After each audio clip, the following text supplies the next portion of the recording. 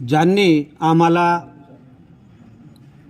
स्वराज्य दिले आणि मराठी मातेला स्वाभिमान शिकवला असे छत्रपती शिवराय, राजमाता राष्ट्रमाता जिजाऊ माँसाहेब, तमाम महापुरुष, आपले तांत्रिक दैवत विश्वकर्मा, व्यासपीठावर उपस्थित अशोकजी केला IMC मेंबर, प्रकाशजी केडिया IMC अध्यक्ष, मनोहरजी मियानी, आमचे मित्र प्राचार्य गजानन काळे सर, मोरखडे भाऊ आणि सगळ्यात महत्त्वाचे तुम्ही माझे लाडके विद्यार्थी प्रशिक्षणार्थी मित्र हो, आज या तंत्रप्रदर्शनाच्या निमित्ताने मला सरांचा फोन आला आणि त्यांनी रीतसर मला पर्यवेक्षण करण्याची जबाबदारी दिली। त्याबद्दल मी त्यांचे आणि आपल्या संस्थेचे आभार मानतो।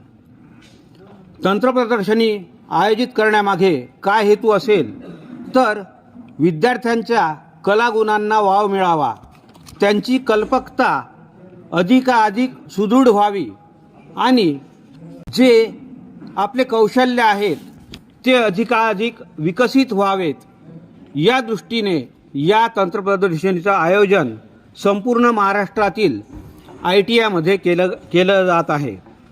आपल्या इथे आज हा अत्यंत उपयुक्त आणि उत्कृष्ट असा उपक्रम पार पडतो आहे, याचा मला अभिमान आहे।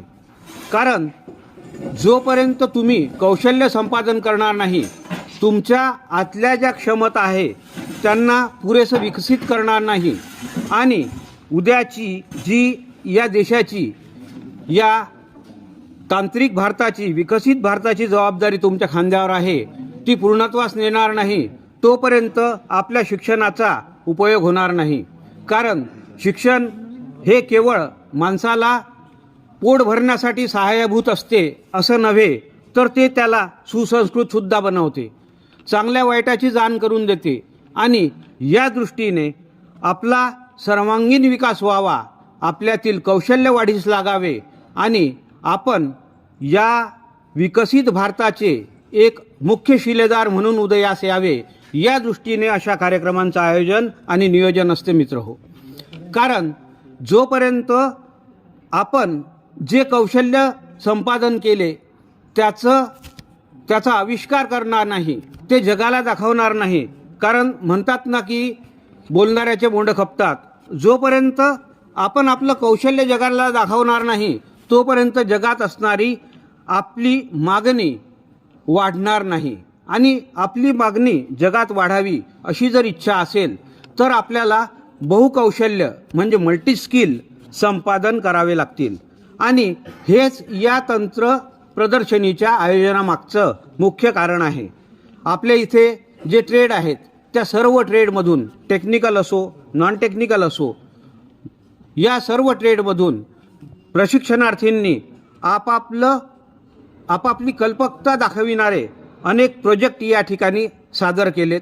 त्याचं परीक्षण आता होईल आणि परीक्षण झाल्यानंतर जो क्रमांक मिळेल किंवा जे उत्कृष्ट असेल ते उत्कृष्ट असेलच, परंतु ज्यांनी प्रकल्प बनवून, ज्यांनी प्रोजेक्ट बनवून, ज्यांनी मॉडेल बनवून आपलं कौशल्यपणाला लावलं आहे त्या सर्व प्रशिक्षणार्थींचे मी हार्दिक आणि मनपूर्वक अभिनंदन करतो, स्वागत करतो।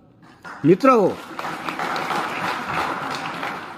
या तंत्रप्रदर्शनी मागचं आणखी एक महत्त्वाचं कारण हे आहे की या भारतात उपलब्ध असणारं मनुष्यबळ ही आज जगात सर्वाधिक मागणी असणारं आहे। कारण बाकी जगात तंत्रज्ञान कितीही पुढारलेलं असो परंतु जे मनुष्यबळ आज भारताजवळ आहे, कारण भारत हा तरुणांचा देश आहे आणि या तरुण पिढीचा आपण म्हणतो की आमची लोकसंख्या वाढत आहे, आमची अफाट लोकसंख्या झाली आहे, त्याच्यावर आळा बसला पाहिजे, परंतु हा नकारार्थी विचार आहे। सकारात्मक विचार केल्यास हे जे वाढतं मनुष्यबळ आहे यालाच उद्या जगात मागणी असणार आहे आणि ती मागणी जर आपल्याला पूर्ण करायची असेल तर आपल्यात काही कौशल्य विकसित झाले पाहिजे, आपण काही कौशल्य संपादन केले पाहिजे आणि या ITIत होणाऱ्या या प्रशिक्षणाच्या माध्यमातून ते सगळे कौशल्य आपण संपादन करत असतो. मनपूर्वक आपण प्रशिक्षणार्थी म्हणून आपला जे कर्तव्य आहे ते पार पाडलं पाहिजे. अधिकाधिक आपलं कौशल्य कसं विकसित होईल याकडे लक्ष दिलं पाहिजे. आपण भविष्याला आकार द्यायचा आहे. आपलं भविष्य उज्ज्वल बनवायचं आहे. सोबतच समाजाला देशाला सुद्धा न्याय द्यायचा आहे. आणि या दृष्टीने मी तुमच्यात एक नवीन विकसित असा भारत पाहतो आहे आणि त्याचं जे उज्ज्वल भविष्य आहे हे तुमच्या रूपानं पूर्णत्वात जावं अशी सदिच्छा या तंत्रप्रदर्शनीच्या निमित्ताने व्यक्त करतो. पुनश्च तुमच्या सगळ्यांचे एकदा अभिनंदन करतो, आभार मानतो आणि थांबतो. जय हिंद, जय महाराष्ट्र.